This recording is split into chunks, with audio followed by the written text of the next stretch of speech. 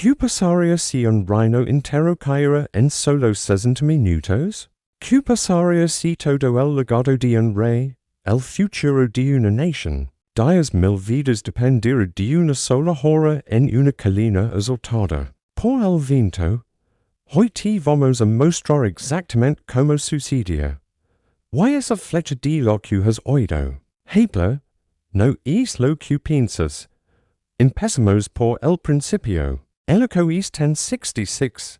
Inglaterra acaba de perder a su rey. Eduardo el Confessor murió sin hijos, sin heredero claro. ¿Why en el momento en que será los suyos? Tus hombres poderosos comenzaron a planear su próximo movimiento. El primero era Harold Godwinson. Era el hombre más poderoso de Inglaterra después del rey. Rico, respetado. ¿Why estaba justo ahí cuando Eduardo murió? Al día siguiente, Harold se coronó rey. Así de rápido, así de orders. Pero había un problema. Al otro lado del canal de la Mancha, un hombre llamado Guillermo. Se de la noticia. Guillermo era el duque de Normandía, una región en el norte de Francia. ¿Why estaba furioso? Veras, antes, Harold había visitado Normandía. Nadie sabe exactamente por qué fue. Algunos dicen que su barco naufragó. Otros dicen que fue enviado por el rey Eduardo. Pero esto es lo que sí sabemos mientras Harold estuvo allí. Hizo un juramento. Yo sobre reliquias sagradas que apoyaría el reclamo de Guillermo al trono. Ingalls, ahora piensa en esto. En 1066, un juramento sobre reliquias sagradas era lo más serio que existía. Romperlo no era solo deshonroso. Era un pecado. Era escaparle a Dios en la cara. Why Harold acababa de hacer exactamente eso. Guillermo no solo estaba enojado. Estaba justificado. Envió mensajeros al Papa en Roma. Le conto toda la historia.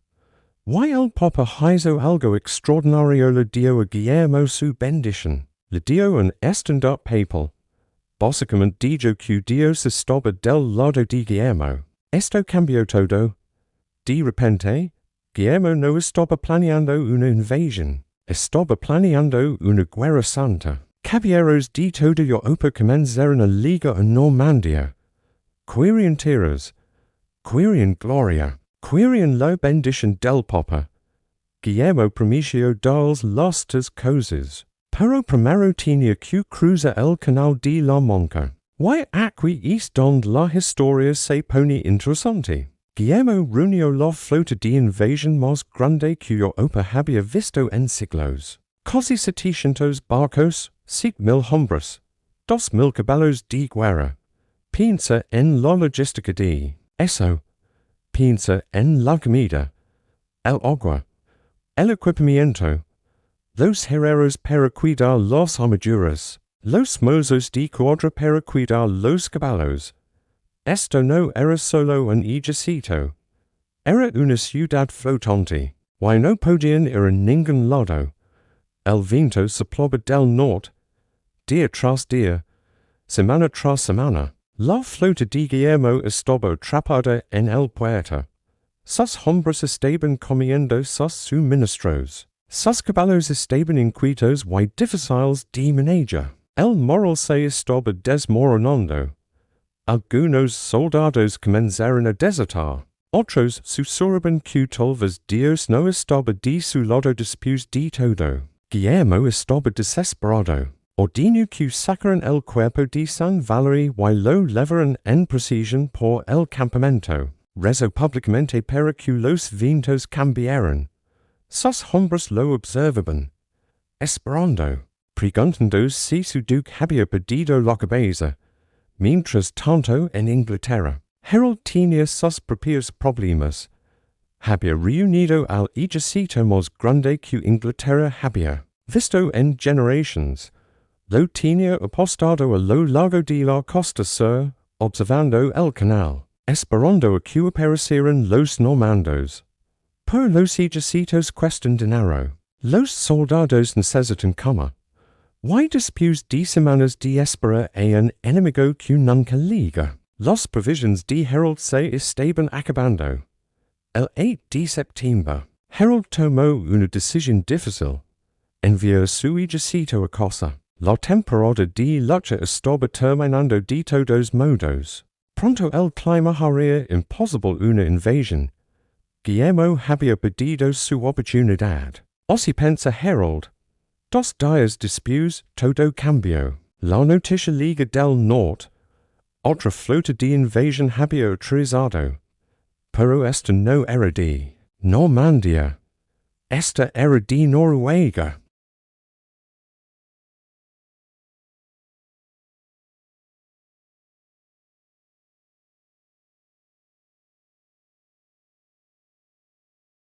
Reunió a todos los hombres que pudo encontrar y comenzó a marcar hacia el norte.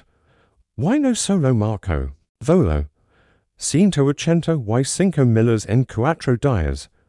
Con guerreros completamente armados. Eso es casi 50 millas por día.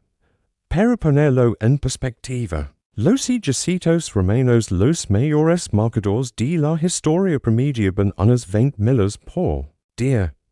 Harold duplicó eso, más del doble. El 25 de septiembre, Harold cae sobre el ejército vikingo en Stamford Bridge. Los noruegos no tenían idea de que se acercaba. Muchos de ellos ni siquiera levaban puestas su armadura. La batalla fue brutal, sangrienta, y completamente unilateral.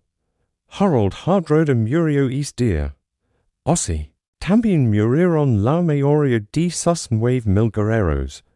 Los vikingos habían llegado con 300 barcos. Solo necesitaron 24 para levar a los sobrevivientes a casa. Harold había ganado. Contra todo pronóstico, había aplastado a los vikingos en una de las batallas más decisivas de la historia. Sus hombres lo adoraban. Inglaterra estaba a salvo. Entonces Liga el Menciero. Guillermo había aterrizado. 2 días después de Stamford Bridge, mientras Harold celebraba su victoria, los normandos desembarcaron en Pevensey en la costa sur. El viento finalmente había cambiado. Y Guillermo no estaba perdiendo tiempo. Lo que hizo a continuación fue brillante y brutal. No marcó hacia Londres. No intentó conquistar territorio. En cambio, comenzó a quemar todo a la vista. Granges, aldeas, campos. So que sistemáticamente la propietaria de Harold era el conde de Wessex. Y esta era su tierra natal. Guillermo sabía exactamente lo que estaba haciendo. Estaba obligando a Harold a lucha. Estaba haciendo imposible que el rey inglés esperara refuerzos. Cada día que Harold se retrasaba, más de su gente moría. Más de sus hogares ardían. Y funcionó. Harold tomó otra decisión que cambiaría la historia. En lugar de esperar que su ejército descansara en lugar de dejar que llegaran refuerzos, comenzó a marcar hacia el sur. Inmediatamente, sus propios hermanos le rogaron que esperara. De llanos lidera la vanguardia. Dijeron, deja que se reúnan los militias. Harold se nega. Sus hombres estaban exhaustos. Muchos estaban heridos. Acababan de caminar casi 200 millas y lucha en una batalla terrible. Y ahora su rey les pedía que dieran la vuelta y lo hicieran todo de nuevo. Estaban destrozados. Pero lo siguieron. Al anochecer del 13 de octubre, el ejército inglés ligue Senelac Hill, a unas 6 millas de Hastings. Podían ver los fogotes normandos ardiendo en el Vale Abajo. Ambos ejércitos sabían lo que vendría al amanecer. Esa noche, los soldados se afilaron sus hacas y revisaron sus escudos. Rezaron. Algunos escribieron sus últimos mensajes a sus familias. Otros simplemente se sentaron en silencio, mirando el cielo. Abajo en el campamento normando, Guillermo estaba despierto. Pero no estaba planeando su estrategia de batalla. No estaba rezando por la victoria. Estaba haciendo algo mucho más calculado. Algo que le daría una ventaja que Harold nunca vio venir. Verás, Guillermo entendía algo que Harold no entendía. Esta batalla no se ganaría solo con espadas y escudos. Se ganaría con algo más. Algo que los ingleses nunca habían enfrentado. Algo que cambiaría la guerra medieval para siempre. Pero eso tendrá que esperar. Por cuando el sol se levantó el 14 de octubre de 1066, 60 minutos de trueno estaban a punto de comenzar. Y no ni la violencia de los guerreros sajones, ni la desesperación de su rey, ni las oraciones de 10,000 hombres podría detener lo que venía. La tormenta había llegado a Hastings. ¿Alguna vez has visto un hombre apostar todo lo que tiene en una sola hora? ¿Alguna vez has visto a dos ejércitos chocar sabiendo que solo uno sobrevivirá? Eso es exactamente lo que sucedía el 14 de octubre de 1066.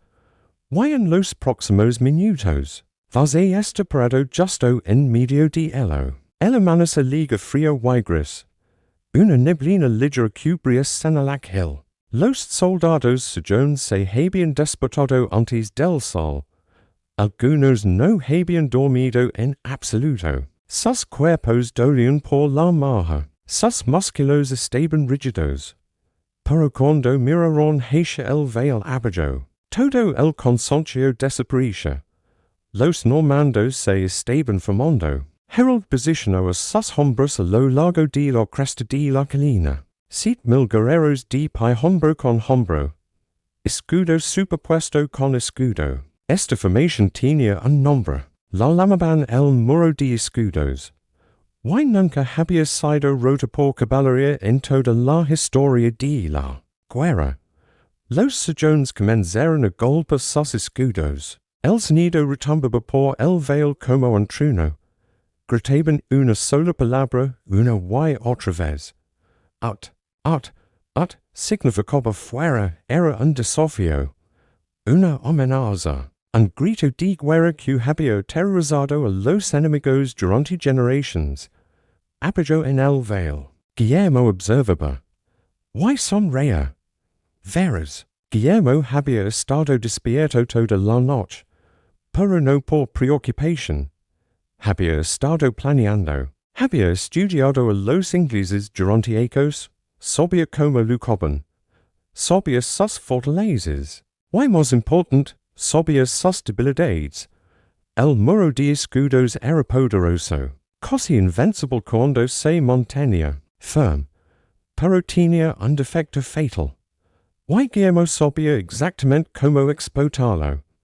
Pero antes de contar sobre eso, déjame mostrar algo. Guillermo organizó su ejército en 3 divisiones. A la izquierda puso a los bretons guerreros de Bretagne en el noroeste de Francia. En el centro colocó a sus propios normandos sus mayores tropas, sus combatientes más leales.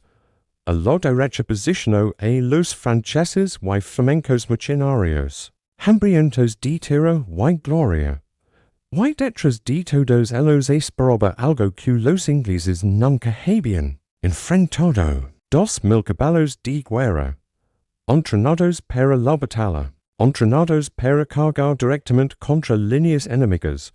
Los ingleses luchaban a pie. Siempre habían luchado a pie. No tenían idea de lo que venía hacia ellos. Pero Guillermo tenía un último truco antes de comenzar la batalla. Cabalgó hasta el frente de su ejército, llevaba algo alrededor del cuello.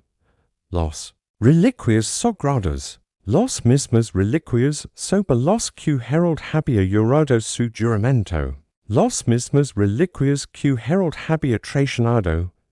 Guillermo las levantó en alto. Todo su ejército las vio. El mensaje era claro. Dios está con nosotros. Harold es un mentiroso y un rompedor de juramentos. Hoy, hacemos la obra de Dios. Los normandos rugieron su aprobación. Eran las 9 de la mañana. La batalla estaba a punto de comenzar. Los arqueros normandos avanzaron primero. Cientos de ellos, formandos al pie de la colina, tensaron sus arcos. Why desperaron? El cielo se oscureció con flechas. Miles de ellos acriandos hacia arriba. Luego descendiendo hacia el muro de escudos. Pero los sajones estaban listos, levantaron sus escudos por encima de sus cabezas. Las flechas golpearon madera y cuero. Muy pocos encontraron carne. Los sajones se rieron. Esto era todo lo que los normandos tenían. Flechas que no podían atravesar sus escudos, entonces. Guillermo envía a su infantería. Imagínese uno de esos soldados normandos, tienes que subir una colina empinada. Tu armadura pesa 30 libras. Tu escudo pesa 15 más. Why en la cima de esa colina? 5,000 hombres te esperan con hackers que pueden partir en dos. La infantería normanda choca contra el muro de escudos como olas contra un acantilado. El sonido fue horrible. Metal contra metal. Gritos de dolor. Hackers cortando hueso. Los sajones los recazaron. Los normandos caen rodando colina abajo, muertos o muriendo. Durante 20 minutos esto. Continue. 20 minutos de carnicería. Why el muro de escudos no se movió ni un centímetro? Entonces Guillermo envía su arma secreta. 2,000 caballos comenzaron a moverse. El suelo tembló. El sonido era como nada que los sajones hubieran escuchado jamás. Imagina parar en una línea mientras 2,000 animales cargan hacia ti. Cada uno pesa 1,000 libras. Cada jinete lleva una lanza de 3 metros. Why vienen directamente hacia tu cara? Los caballos golpearon el muro de escudos. Why el muro aguantó? Los sajones habían descubierto algo crucial. Los caballos no cargaron hacia una línea salida de escudos y lanzas. Se detendrán. Giraron. Se alejaron. Los animales no son suicidas. Instintivamente evitan las barreras. Los jinetes normandos operaban con sus lanzas por encima del muro de escudos. Los sajones los derribaban de sus caballos con sus hackers. Cuerpos comenzaron a apelarse al pie de la colina. Normandos. Caballos. Sangre empapando la hierba. Eran los días de la macana. Guillermo estaba pidiendo. Entonces algo inesperado sucedía. El flanco izquierdo Breton se derrumbó. Nadie sabe exactamente por qué. Tal vez vieron demasiados de sus amigos morir. Tal vez su vida caía. Pero de repente, toda la división bretona dio la vuelta y haya colina abajo en completo pánico. Un rumor se extendió por las filas normandas. Guillermo está muerto. El duque ha caído. No hay razón para loca. Los normandos comenzaron a correr. El centro vaciló. El flanco derecho comenzó a retroceder. En cuestión de minutos, toda la invasión estaba colapsando. Why entonces los sajones cometieron un error terrible? El lado derecho del muro de escudos las tropas menos disciplinadas. Las milicias locales llamadas fired vieron a los normandos huyendo. Why no pudieron resistirse? Rompieron la formación y cargaron colina abajo para perseguir al enemigo en retirada. Esto fue exactamente lo que Guillermo había esperado. ¿Recuerdas cuando dije que Guillermo conoce la debilidad del muro de escudos? Aquí está. El muro de escudos solo funciona si todos se mantienen en formación. Si los hombres se rompen y persiguen, quedan expuestos, vulnerables, solos. Guillermo no estaba muerto, estaba muy vivo. Y estaba a punto de demostrar por qué lo llamarían el conquistador. Se arrancó el casco. Cabalgó entre sus hombres en fuga gritando: Miren, estoy vivo. Reúnanse conmigo. Su voz cortó el pánico. Sus tropas lo vieron. Lo reconocieron. Y se detuvieron. Guillermo y su caballería. Los apunto hacia los sojourns que habian perseguido Colina Abajo. Y carga. Fu una massacre. Los sojourns atrapados abajo no tenían muro de escudos para protegerlos. No tenían formation. No tenían oportunidad. La caballería no manda los atravesó como en cuquelo caliente a través de Mantequilla. Cientos murieron en minutos. Harold observó desde la cima de la colina. Observó a sus hombres despedazados. Y aprendió una lección imposible. El courage de sus guerreros su deseo de perseguir a un enemigo en. Fuego era exactamente lo que iba a matarlos. Pero Guillermo también aprendía algo. Había descubierto cómo romper el muro de escudos. No lo atacas de frente. Lo tientas. Hochis que venga hacia ti. Y entonces lo destruyes. Eran los once de la macana. El muro de escudos se reforma. Mas pequeño ahora. Ensangrentado. Pero, todavía sin romper. Ambos ejércitos estaban agotados. El suelo entre ellos estaba cubierto de cuerpos. La batalla debería haber terminado. Debería haberse estancado. Ambos lados deberían haber retrocedido para reagruparse. Pero Guillermo no había terminado. Ordenó a su caballería que cargara de nuevo. Y esta vez, les digo exactamente que hice. Cargan la línea. Lacan brevemente. Luego hayan en pánico fingido. Los sojourns cayeron en la trampa de nuevo. Y de nuevo. Y de nuevo. Cada vez más de ellos morían. Cada vez, el muro de escudos se hacía más pequeño. El sol se movía por el cielo. Las horas pasaban. Y lenta, implacablemente, Harold estaba pidiendo. Pero los sojourns no hieren. Ni no solo de ellos. Se pararon en esa colina y lucharon y murieron junto a su rey. Los housecarls, los guerreros de élite que habían sobrevivido a Stamford Bridge seguían hoy. Todavía balanceando sus enormes hackers de dos manos. Todavía aguantando. Eran las 4 de la tarde. El sol estaba brillando. Cuidaba tal vez una hora de las diurna. Guillermo sabía que se le acababa el tiempo. Si la oscuridad llegaba y Harold todavía estaba de pie, la batalla terminaría sin un ganador claro. Los sojourns podrían reagruparse. Podrían ligar refuerzos. Todo por lo que Guillermo había trabajado sería por nada. Necesitaba algo más. Algo diferente. Algo que finalmente rompiera al enemigo. Que se negaba a romperse. Y entonces le liga una idea. No una carga de caballería. No otra. Retirada fingida. Algo que nadie esperaba.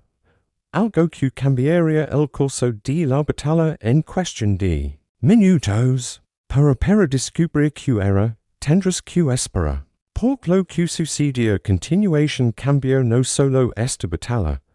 Cambió la historia del mundo. La flecha estaba a punto de caer. Como muere un rey.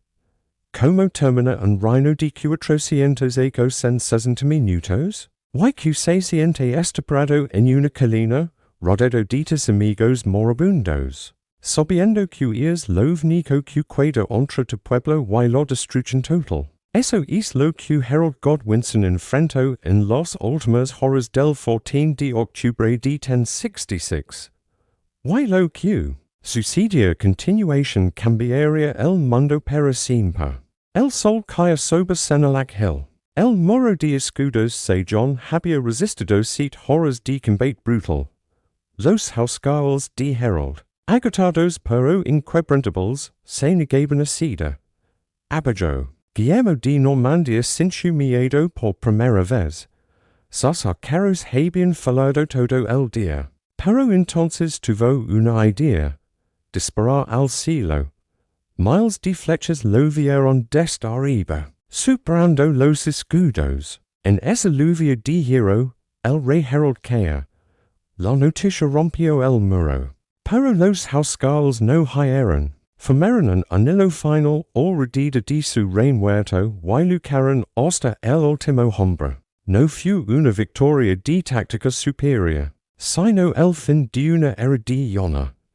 Harold murió como vivió, orders, impatient y protegiendo a su pueblo hasta el último aliento.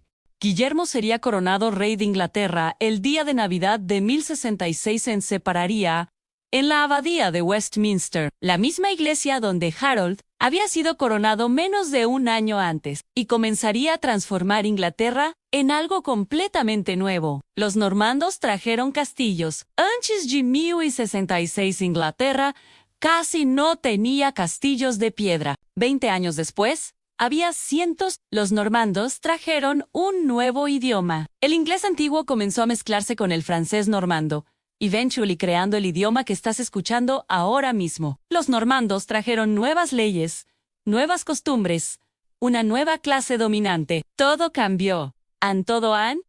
Y todo sucedió por una hora en una colina. Eso es lo que tomó terminar la Inglaterra anglosajona. 60 minutos para cambiar el idioma que hablas. 60 minutos para remodelar castillos, leyes y el mismo ADN de una nación. 60 minutos para crear el mundo en el que vives ahora mismo. ¿Recuerdas esos 3 momentos que casi destruyeron a Guillermo? La retirada bretona que casi se convirtió en una derrota real. Las huidas fingidas que casi se convirtieron en pánico real. Y una flecha que tenía que encontrar su objetivo antes del atardecer. Cualquiera de ellos sale diferente. Y estarías hablando inglés antiguo ahora mismo. Y la debilidad fatal de Harold, el coraje de sus hombres, se convirtió en la misma cosa que los destruyó. No pudieron resistirse a perseguir a un enemigo en fuga. Su honor los mató. Hay una última cosa que debes saber. El campo de batalla de Hastings todavía existe hoy. Puedes visitarlo. Puedes caminar por la misma colina donde los sajones se pararon. Puedes pararte donde cayó Harold. Hay una abadía allí ahora battle construida por Guillermo, en el lugar exacto donde murió Harold. Construyó el altar mayor directamente sobre el lugar donde cayó el rey. Algunos dicen que fue un memorial. Algunos dicen que fue una disculpa. Algunos dicen que fue la manera de Guillermo de probar, de una vez por todas, que Harold realmente se había ido. Pero tal vez fue algo más. Tal vez Guillermo entendió que había presenciado algo extraordinario ese día. Un rey que luchó hasta el final. Guerreros que murieron antes que huir. Un reino que se negó a arrodillarse. Había conquistado Inglaterra, pero nunca podría conquistar lo que esos hombres representaban. El 14 de octubre de 1066, el día que el viento cambió todo, el día que un reino cayó en 60 minutos, el día que nació el mundo que conoces. Y todo comenzó con un juramento roto, un viento cambiante, y una flecha que cayó del cielo gris de octubre. Así murió la Inglaterra anglosajona, no con un susurro, sino con un rugido de trueno. ¿Qué sucede cuando un conquistador gana la batalla, pero todavía no ha ganado la guerra? ¿Qué haces cuando has matado al rey, pero su pueblo se niega a arrodillarse? ¿Y cómo transformas una victoria de 60 minutos en un reino que durará 1000 años? Eso es exactamente lo que Guillermo enfrentó después de Hastings. Y lo que hizo a continuación fue más brutal, más brillante y más transformador que cualquier cosa que sucedió en ese campo de batalla. La noche del 14 de octubre de 1066, Guillermo se paró entre los muertos. 10.000 cuerpos cubrían Senlac Hill. Normandos ansajones en caballos. El olor era insoportable. Los cuervos ya estaban llegando.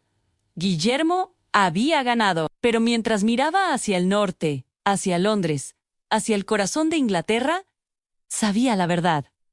Esto apenas había comenzado. Verás, matar a Harold no significaba que Inglaterra se rendiría. Los sajones todavía tenían líderes, todavía tenían ejércitos, y todavía tenían algo que Guillermo nunca podría quitarles: orgullo en Londres. Los nobles sajones se reunieron en pánico. Necesitaban un nuevo rey rápido. Eligieron a Edgar Tilling, un adolescente de apenas 14 años. Era el último descendiente varón de la antigua línea real sayona. Era joven, era débil, pero era inglés. Guillermo escuchó la noticia y sonrió. un niño rey a nobles, desesperados, unpays and cows. Esto era exactamente lo que necesitaba, pero Guillermo no marchó directamente hacia Londres. Eso es lo que todos esperaban.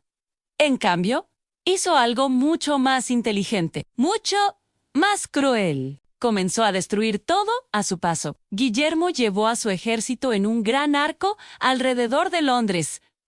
Quemó aldeas, destruyó granjas, mató ganado, envenenó pozos, dejó un rastro de devastación de 50 millas de ancho. No estaba tratando de conquistar territorio.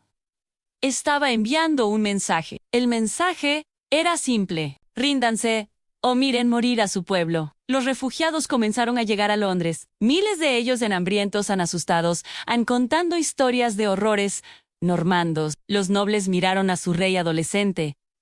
Miraron sus ejércitos agotados. Miraron la destrucción que se acercaba cada día más y se quebraron. El 25 de diciembre de 1066, apenas 10 semanas después de Hastings, Guillermo fue coronado rey de Inglaterra en la abadía de Westminster, el mismo lugar donde Harold había sido coronado menos de un año antes, el mismo lugar donde los reyes ingleses serían coronados durante los próximos 1000 años. Pero la coronación casi termina en desastre. Cuando la congregación gritó su aprobación del nuevo rey, los guardias normandos afuera pensaron que era el sonido de un motín. Entraron en pánico. Comenzaron a incendiar los edificios cercanos. El humo llenó la abadía. La gente huyó gritando. Guillermo se quedó solo en el altar, temblando. Algunos historiadores dicen que temblaba de miedo. Otros dicen que era de rabia, pero tal vez, solo tal vez, Guillermo finalmente entendió en lo que se había metido. Conquistar Inglaterra sería el trabajo de toda una vida, y tenía razón. Durante los siguientes 5 años, Guillermo enfrentó rebelión tras rebelión. Los sajones no aceptaron su derrota. Se levantaron en el norte. Se levantaron en el oeste, se levantaron en todas partes, donde los normandos trataron de establecer control. Sobius q la batalla más importante dividas suicidio hochi cosi mil ecos. Sobius q los palabras q usus, los lies q te producan, incluso la comida q comes fueron moldedas por 60 minutos en una calina inglesa. Sueña impossible. Pero es la verdad. Why hoy te voy a mostrar exactamente como Hastings creó el mundo en el que vives ahora mismo. Empecemos con algo simple. Tu idioma. Si Harold hubiera ganado en Hastings, no estarías escuchando esto. El idioma que llamamos inglés no existiría. En su lugar, hablarías algo llamado inglés antiguo. Un idioma que hoy sueña, completamente extranjero. Un idioma que murió en esa colina junto con Harold. Los normandos trajeron el francés a Inglaterra. Durante 300 años, el francés fue el idioma de los reyes, los tribunales, y los nobles. El inglés antiguo sobrevivió entre la gente común. Lentamente, los dos idiomas se mezclaron, se fusionaron, se convirtieron en algo nuevo. El resultado es el idioma más hablado del mundo. ¿Por qué el inglés tiene tantos sinónimos? Porque tiene dos raíces. La palabra sojourner begin y la palabra francesa comienza significan lo mismo. La palabra sojourner help y la francesa aid son idénticas. Cosa y mansion. Ask y demand. Freedom y liberty. Cada vez que eliges entre dos palabras que significan lo mismo, estás eligiendo entre Harold y Guillermo, entre el sajón derrotado y el normando victorioso. La batalla continúa en cada oración que pronuncias, pero el idioma es solo el comienzo. Mira a tu alrededor. ¿Ves edificios de piedra? ¿Ves castillos en películas y videojuegos? ¿Ves torres con almenas y fosos con agua? Todo eso viene de Hastings. Antes de 1066, los ingleses construyen con madera, salones grandes y abiertos donde todos dormían juntos. Los normandos trajeron la arquitectura de piedra, trajeron castillos deseados para dominar y aterrorizar, trajeron una forma completamente nueva de construir. La Torre de Londres, el Castillo de Windsor, Cientos de fortalezas normandas que todavía se mantienen en pie. Cada una comenzó como una declaración de Guillermo al pueblo conquistado. Somos más fuertes. Somos permanentes. No nos vamos a ir. Esa arquitectura se extendía por todo el mundo. Cada castillo que has visto, cada fortaleza medieval en cualquier película, tiene sus raíces en lo que los normandos construyeron después de Hastings. Ahora hablaremos de algo más profundo la ley. El sistema legal que usamos hoy en Inglaterra, en Estados Unidos, en Canadá, en Australia, en docenas de países se llama derecho común. Y comenzó con los normandos. Guillermo no quería que cada siglo local hiciera sus propias reglas. Quería control. Quería uniformidad. Quería un sistema donde él estuviera en la cima y todos los demás obedecieran. Así que creó tribunales reales, enviados por todo el país. Estableció precedentes que todavía seguimos hoy. La idea de que casos similares deberían decidirse de manera similar. La idea de juicio por jurado. La idea de que la ley está por encima de cualquier individuo. Todo esto evolucionó de lo que Guillermo construyó. Cuando un abogado en Nueva York cita un caso de 800 acres. Está usando un sistema que comenzó en 1066. Cuando un juez en Sydney sigue un precedente establecido en Londres, está continuando una tradición que nació de la conquista normanda.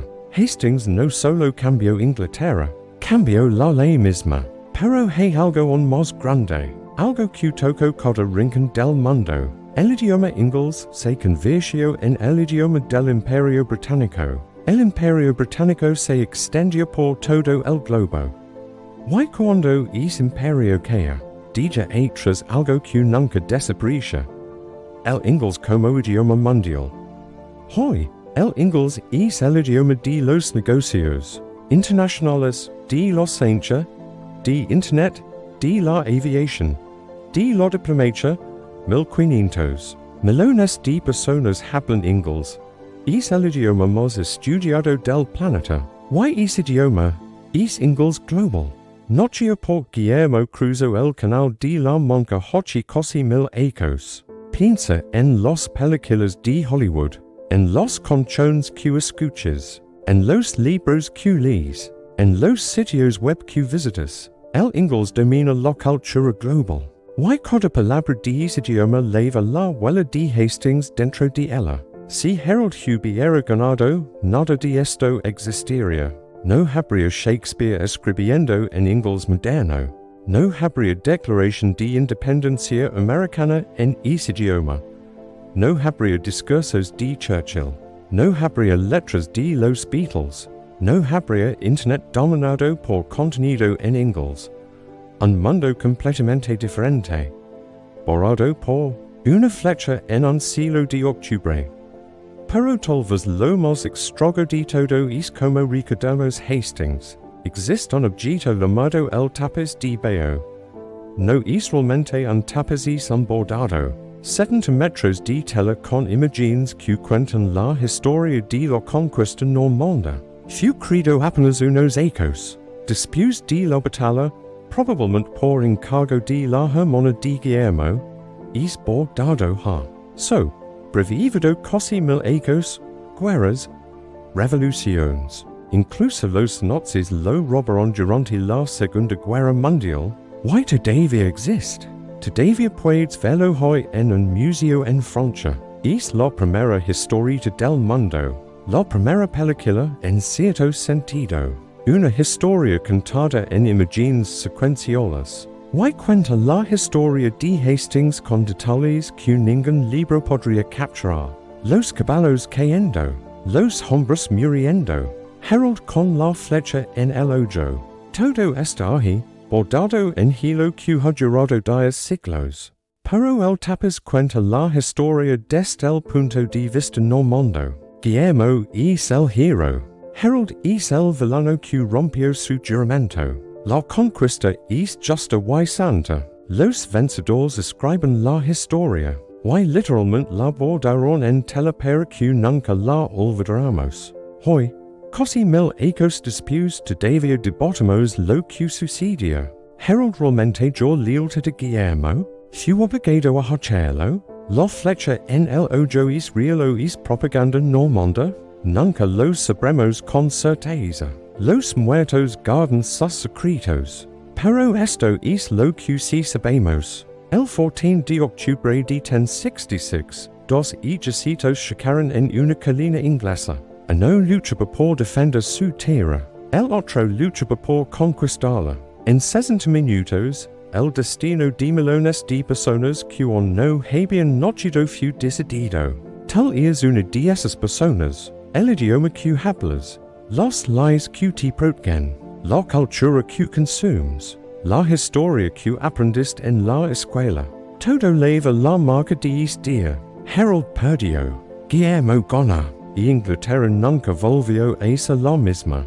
Pero tal vez la lección más importante de Hastings no es sobre quién gana o perdió, es sobre lo frágil que es la historia, lo fácil que puede cambiar todo. Una flecha, un viento, una decisión tomada en un momento de cansancio. El mundo que conoces existe por los margines más pequeños imaginables. Harold estuvo tan cerca de ganar, tan cerca de crear un futuro completamente diferente. Un futuro donde el ingle sueña como Aylman, donde los castillos nunca dominaron el paisaje, donde la ley tomó un camino diferente. Es mundo alternativo murió en Senelac Hill, murió con Harold, murió con sus housecarls, murió con 10,000 hombres que nunca supieron lo que estaba en juego. Pero en cierto sentido, Harold nunca perdió del todo su courage, su negativa a rendirse, su decisión de morir de pie en lugar de vivir de rodillas. Eso sobrevivió, eso inspira, eso se convirtió en parte del espíritu de la nación que Guillermo conquistó. Los ingleses adoptaron a Harold como hero, el pedido noble, el rey que luchó hasta el final. Su derrota se convirtió en su gloria. Y mil ecos después todavía contamos su historia. Hastings 1066, 60 minutos que crearon el mundo. Una batalla que nunca terminó realmente. Por cada vez que hablas, cada vez que piensas, cada vez que vives en este mundo moldado por esos 60 minutos de viento bélico. Harold y Guillermo luchan de nuevo. Y siempre lo harán,